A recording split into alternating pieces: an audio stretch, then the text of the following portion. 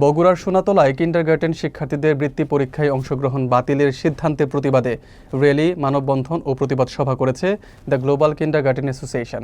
সোনাতলা, বগুড়া। বুধবার সকাল 10টায় সোনাতলা উপজেলা চত্বরে এই কর্মসূচি পালন করে উপজেলার 30টি কিন্ডারগার্টেনের শিক্ষক ও শিক্ষার্থীরা। বিস্তারিত থাকছে শহীদুল ইসলাম শাহিনের প্রতিবেদনে।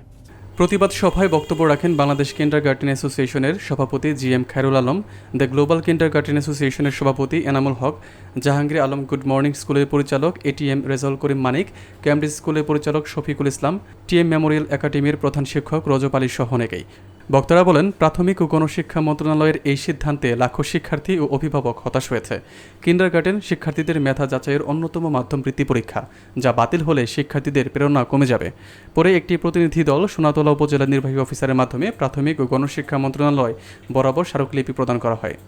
আপনাদের সামনে একটি বিষয় নিয়ে কথা বলতে এসেছি, যা আমাদের সমাজের গভীরে বাসা বেঁধেছে, অথচ এটি প্রায়শই এর গুরুত্ব আমরা অনুধাবন করতে। গত 17 জুলাই 25 তারিখ প্রাথমিক বৃত্তি পরীক্ষা কিন্ডারগার্টেন শিক্ষার্থীর অংশগ্রহণ থেকে বাদ দিয়ে যে প্রজ্ঞাপন জারি করা হয়েছে, সেটা গভীর উদ্বেগজনক সিদ্ধান্ত। এটি বাংলাদেশের লক্ষ লক্ষ কোমলমতি শিশু শিক্ষার্থী অধিকার হরণ ও জাতিসংঘের ছাত্র এই বাংলাদেশেই যে এই লেখাপড়া করতে চলেছি বা পরিচালিত করতে চলেছি, আমাদের মতো এই বাংলাদেশের কিন্ডারগার্টেন ছাত্র ছাত্রীর পিছনে কোন টিচার শিক্ষক মেধা দেয় না, শুধু আমরাই দেই। তাহলে বলতে হবে শুধু প্রাইমারি স্কুলগুলোতে যারা পড়বে তারাই শুধু ছাত্র, এছাড়া আন্দোলনের মাঝে আন্দোলন করেও আজ আমরা বৈষম্য থেকে গেলাম।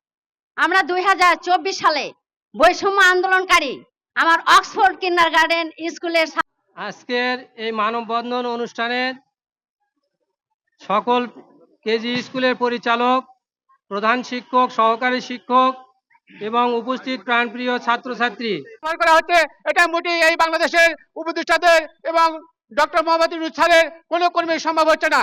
আমরা চাই আমাদের কেজি প্রতিষ্ঠানগুলো এখানে যেভাবে আমরা লেখাপড়া করাচ্ছি ছাত্রছাত্রীদেরকে, সেটা আমাদের অনেক পরিশ্রমের কারণে আমরা এটা হচ্ছে। আমাদেরকে অনেক প্রতিষ্ঠানে যেগুলো সরকারি প্রতিষ্ঠান, সেগুলো আমাদেরকে কেন আমাদের এইভাবে অন্যায় অত্যাচারের মধ্যে ফেলে দিচ্ছে। এই কোমলমতি শিশুরা অনেক কষ্ট করে শিক্ষকেরা অল্প বেতনে যেভাবে পাঠদান দিচ্ছে।